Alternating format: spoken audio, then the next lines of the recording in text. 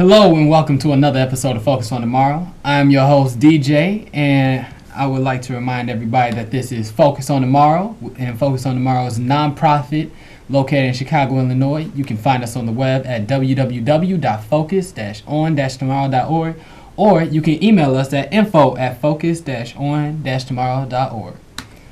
Today, this is a reminder that this is a live call-in show. You can call us at 312-738-1060. Today, our guest is Gervonne. Gervonne, how are you doing? I'm good. How are you? I'm fine. Our subject is on activism. So my first question, Gervonne, is, can you start by telling us a little bit about yourself? Oh, okay. Hi, guys. I'm Gervonne.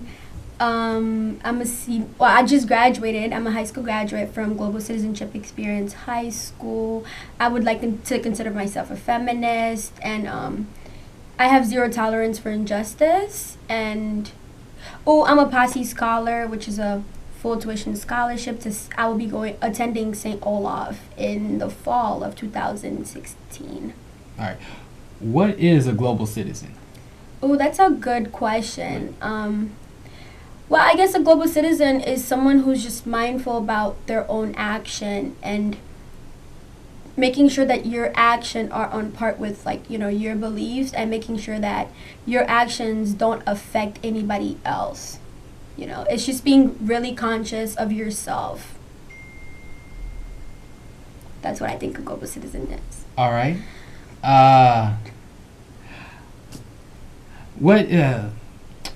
Have you ever been a part of any activist events or things like that? Yes, I have been a part of some activism and marches and stuff. One of my friends actually organized one of the walks for the Black Lives Matter, and I was able to attend. It was a life-altering experience. It was really cool to see, a whole bunch of people who have the same values as you and the same drives as you to combat oppression and whatnot. And then it was a Black Lives Matter event, which was really popular. Well, it still is popular. It started on Twitter, and a whole bunch of people got on it, and it was really good to see people that you may not necessarily meet them, or you might not even know them. It's just good to be a part of that ambiance and fighting for what you believe in. It was just really cool to just see that, because one of my inspiration is Angela Davis, and then I always wanted to be like her, with the hair and everything, the afro, but I just can't. I'm not Angela Davis, so I have to do with what I have. And so attending one of those marches was really cool. And then you just with the what's it called, the flags or whatever, the banners. Oh my God, there was some really cool banners. And then you're just singing and chanting, and then other people on the street.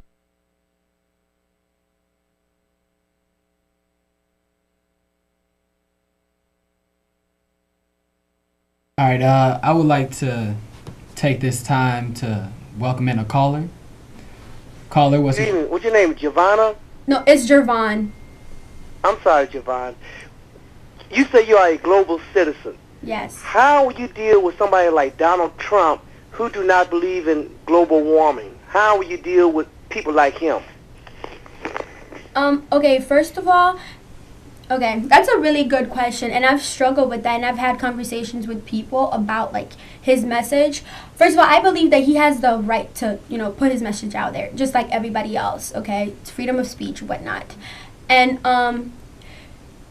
I just think that if you don't believe in the same message, then it should be on you to step out there and make sure that his message is not heard, and make sure that your message is heard. Yeah. And so people are just talking. You can't talk about everything. You may not agree. You don't agree with this message. That's fine. But you're just talking about it at home, and so no one gets to hear what your opinion is. You have to go out there, use the same platform that he's using to put your message out there as well. So that's a lot of people don't believe in global warming, and I honestly feel that that's really ignorant to not believe about global warming, because we have data, we have science backing it up. It's not just an opinion that someone just made out there. It's fact. Global warming is real. 99% of scientists say it's real. Agree on it. I mean, come 100%. On, like today, honestly, was it just me, or like the sun was burning my thigh like it's never burnt before? I feel like the atmosphere is thinning, and you can just sense it. It's just there. It's not an opinion anymore. It's fact. For someone like Donald Trump to say that it's not real, well, he's ignorant. Like, why are we even listening to him? Why are we even talking about Donald Trump? See, that's what he wants. Like, he gets all the media attention all the time about the dumbest stuff that he talks about, like female or whatever he's saying, or like we should build a border. Like, that's stupid, and he's flooding the media just so that his message is across and other people's message is not. So you guys have to stop giving him the time of day and just ignoring his message. Yes, he has followers, but we have more followers.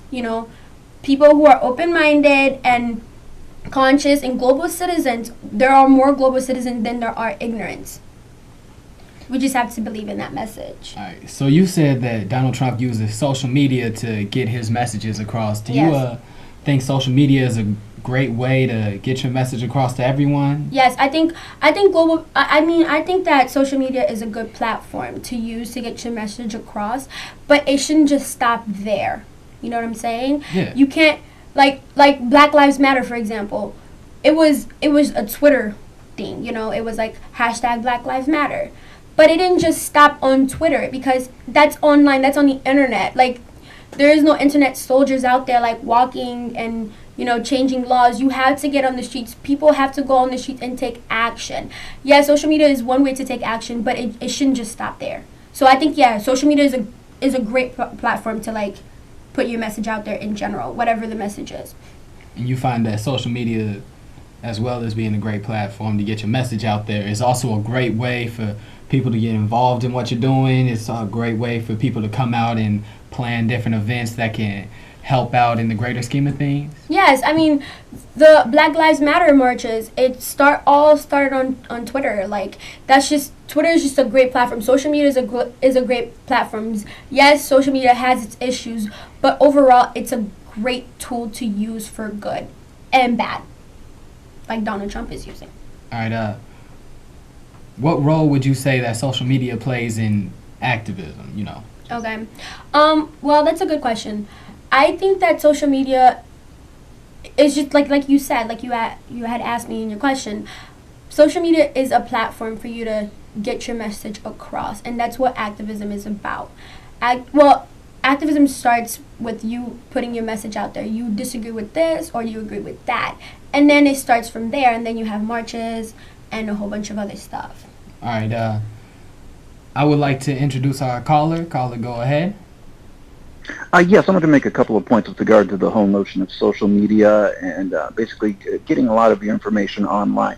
And it really has become a double-edged sword. 30 years ago, one could open the New York Times, one could turn on one of the major networks and get their news, get some information, and they can be reasonably assured that they were getting accurate information. Today, I mean, you can punch in on the internet anything you want.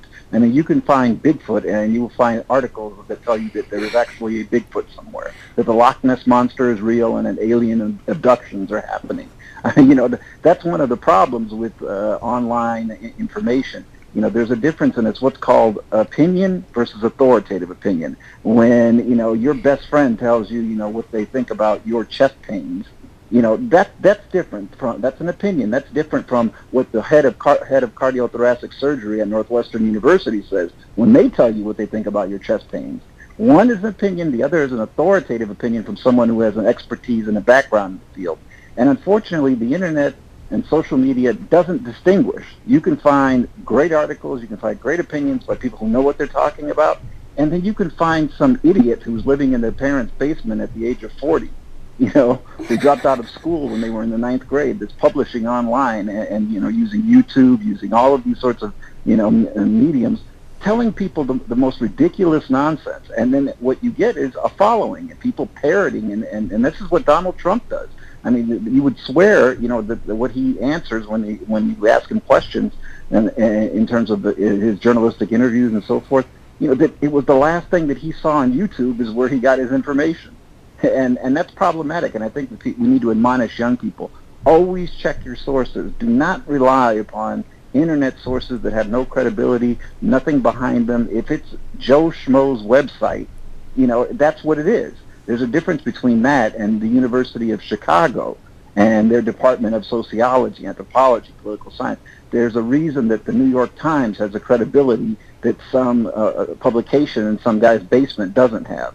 So again, when people look for information, I again admonish you: look at the sources, make sure that they're credible, and don't just take the word of anyone, because anyone can post anything on the internet. It's a great tool, but we don't have those restrictions which say that you have to be honest. You can claim that the world is flat. As a matter of fact, there's a flat Earth society. In case people don't know it, people who actually believe that the world is still flat.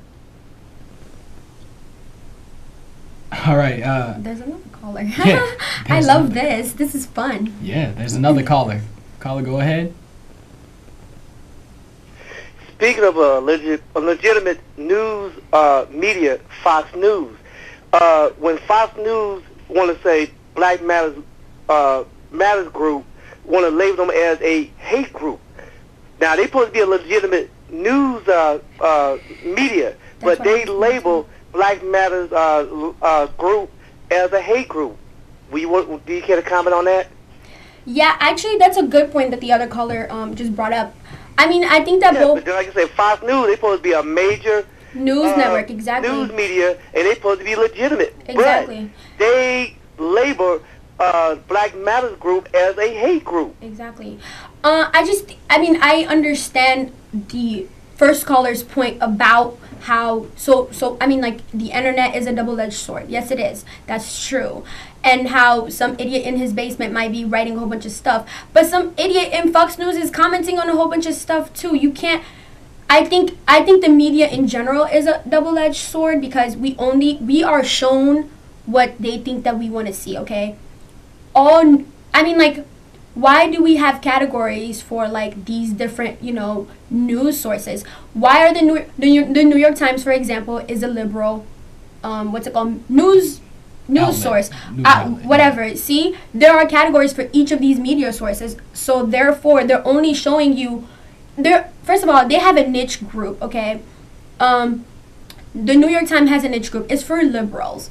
You would never see a conservative reading the New York Times. They're either reading the Wall Street Journal or something like that. So Fox News. Right, Fox That's News exactly labeling Black Lives Matter as a hate group, which I think is some BS, by the way, but caller. We have a caller. Hello, yes. I wanted to make the point that, it's widely known that Fox News is certainly not an objective news outlet. I mean, they are openly right-wing. And so the perspectives that you're going to see on Fox News are not surprisingly going to be right-wing positions. Mm-hmm. I have never met anyone who believes that Fox News is an objective news organization that doesn't have an agenda. So, yes, when you tune into Fox News, you're likely to find right-wing perspectives. When you tune into MSNBC, you're likely to find more liberal, more left-wing perspectives. But both of those are openly known facts that people know when they tune into Fox News. So, that is certainly the case. I mean, that is different than comparing, say, ABC, CBS, NBC to, say, Fox. Those are quantitatively different perspectives. But they're both news media outlets, So I feel like I feel that media in general is a double-edged sword. You're shown what you can see whatever you want on those media, social media or whatever, news networks. Okay, if you're watching Fox, for example, you know that you're probably a conservative, or you tend to align with their beliefs. Or you just want to look at it for fun and laugh at something. Oh my God, True. A war on Christmas. Or Black Lives Matter is a terrorist group or whatever. I mean, yeah. All right. But those were good points, though. Those were good points. All right. So, all right. Have you ever seen fights for women's rights? Have I ever seen fights for women's? Yeah. That's a good question. or not have you ever seen, what are some of the major organizations out there for like women's rights For and women's stuff right. like that? Because you said earlier you were a feminist. Yeah, I'm a feminist. That's a good question. I do not even know if there are like, I don't know if any groups that are like big on women's right. But I think that, see, activism in general, like there are different categories. You could be a feminist and you can be like, you know, like pro-black or whatever. Yeah. Oh, there's a caller. I see there's a caller. Caller, go ahead. I want to tell you, I don't know whether you know this person. There was a person in the media one time, Walter Cronkite. He was America. He was a newscaster. He was America's most trusted person. And too bad we cannot have people like him once again, because presidents was afraid of him. We had one president by the name of Lyndon Baines Johnson, and I'm telling you, I miss it when he was when stories went on. He was accountable for all that sort of stuff. He double checked and triple checked when things went on the air. Guess what? You knew it was accurate. We don't have that accuracy like now, like it was back in the days of Walter Cronkite. I do not know of any Walter Cronkite. Check it out. Like I said, Walter Cronkite was the most trusted man in America. People trusted what he put on his broadcast. And I miss that. That we need to have more people in terms of ethics like him. Oh, welcome back, Steve. Take care. Well, I'll check him out. Thank you. What was your question? Oh, yeah. Okay, see, that's a good question. I don't know of any organizations that are like for women's right, but typically, like when you look at you know, if you look at the 60s, which was very like revolutionary and everything, we don't really talk about like, you know, women's right for like equality or whatnot. We usually just talk about race and not sex or like gender. Actually, I should say sex, because gender is more of your psychological association for whether you're female or male, but I don't know sex. about that. The LGBT. Yes, groups. exactly. So like usually we talk about like the two main ones are like race and sexuality right now, not really women's rights and stuff. And like for example, like Angela Davis, she's a feminist, she's a woman, like a woman activist, but most people tend to associate her as a, you know, like what's it called, a racial like activist and stuff. And so it's just like it's weird. But yeah. Or you know, callers keep talking about the accuracy of news sources. I feel like I have to ask you a question on it. Okay, go ahead. Do you think that how we get news is actually changing our perspective on different topics and ideas that are going on? Yes, I do. I actually took a class on journalism. It was very informative. We talked about how nowadays people don't get their news through newspapers, which is kind of like, which is a double-edged sword again, because it's like, because you know, like newspapers, you know, a job of a journalist, we talked about like investigative journalism and stuff like that. A journalist keeps like politicians in check, obviously. Like they do investigations and then they report us on it. So if we have less journalists, then we're getting less investigations happening. But we have the internet, which allows us to, you know, like look at different things. But the problem with the internet is the accuracy that he was talking about, you know, checking your sources. Now, if you read something on like yahoo.com, it doesn't have the same value as the New York Times, you know what I'm saying? And so maybe if we had like more accurate platforms on the internet, then we wouldn't be having like this talk about accuracy. But I think that I definitely think that it's a good thing for like, especially for young people. We don't really, I mean, I don't read the newspaper, so I get everything on my phone. Like I use Google and I check my sources, and everybody should. You should always check your sources. And you know, like I think it's a great tool to like learn about like what's happening in the world. And then the internet is just so big. You can you know, read about what's happening in other countries and how it connects to your own country. All right. I see we have a caller. Caller, go ahead. Yes, I wanted to make the point also that in terms of women's rights, I think that perhaps we don't see as much discussion about it because women have made such progress. I mean, this year alone, more women will earn a college degree than men will. And that's been going on for the past 10 years. The gap between wages is closing at record highs. I mean, women where they were 40 years ago versus where they are today is dramatically different, such that the gender issue has sort of taken a back seat to other issues because you haven't seen the same gains in terms of issues like race and ethnicity and so forth. So in other words, the Hispanic community is not that much better off than they were 40 years ago. The African American community is stagnated economically and educationally, but women have seen the benefits of a new society more so than any other group over the shortest period of time, with the exception of the gay, lesbian, and transgender community that have also seen tremendous gains. So I think that might explain why it is that gender isn't discussed so much. I mean, the fact that we have a nominee to the highest office of the land that is a woman, and that nobody really thinks twice about that. I mean, do we see anybody out there protesting the fact that Hillary Clinton is going to be the nominee, protesting the fact that she shouldn't be the nominee because she's a woman? I mean, nobody is arguing that point. So I think it says a great deal about where women have come.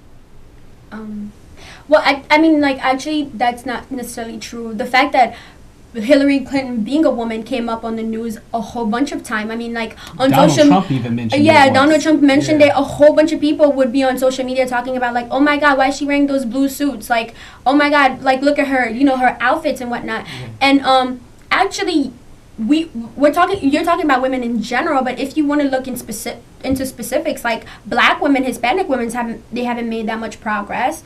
And so there's a difference, okay? Feminism is a huge term. And then I think it was like later in the 70s, like in the 60s, there was a separation between black feminism and white feminism. And so, I mean, like, white feminists, yes, they're getting all of the good benefits and whatnot, but like other women are not. Right. You know, and then also sexuality comes into play. And yeah, we're making progress in wages, but in terms of laws, yes, we are making progress, but in terms of like societal norms, we're not. All right, I see we have a caller. Caller, go ahead. Caller. What made you get involved in social activism? Oh, that's such a good question. Why did I get involved in social activism? Well, I'm a woman, okay? I'm a girl. I consider myself a woman, and I'm a black woman, if anything. That's like a double trouble, okay? I'm black and I'm a female. That's just, you don't want to do that. You don't want to be that. And so I experienced a lot of prejudice. And I mean, even just going outside as a female, I always have to watch out for myself. You know, I always have to be aware. Like, you're almost too aware of yourself, you know? Like, you have to like pay attention to everything you do, what you're wearing, and how you speak, how you carry yourself, because you don't want to be, you know, viewed in this way or that way. And it's just, it's a lot of pressure, you know, I can't just be Gervonne. You know, like, I have to be like Gervonne as a female and a black person. Because if I act too black, I might get shot. If I'm wearing something too revealing, I might get raped. And I don't think that's okay. And so, terrible. Ever since I was like a young female or whatever, I was just like, my mom had always taught me, like, you should always fight for, like, you know, what you believe in and your rights. And I think that it's one of my rights to be able to wear whatever I want and get paid whatever I deserve, and not get 75 cents less on the dollar because I'm not a man, you know, because I don't have a penis. Like, that's just wrong. Or get shot because I'm black. Yeah. That does not make sense to me, and it doesn't make sense to a lot of people. All right. You have any final things you would like to share? More people should be activists. More people? Yes. We need we need more people out there marching. And it doesn't stop just at the march, okay? Once you march and you make people aware about your, you know, on your purpose and like what you want to happen, then you have to take it to the White House, then you have to take it to Congress because they're really slow with the law making process, and you have to change laws. It all starts with laws, and then society starts changing, you know. Congress is also just slow. But yeah, it's really slow in general, but still, you know, yeah. So, I would like to thank Gervonne for being on the show. Oh, thank you for having me. I would like to remind everybody that this is Focus on Tomorrow. We are a nonprofit located in Chicago, Illinois.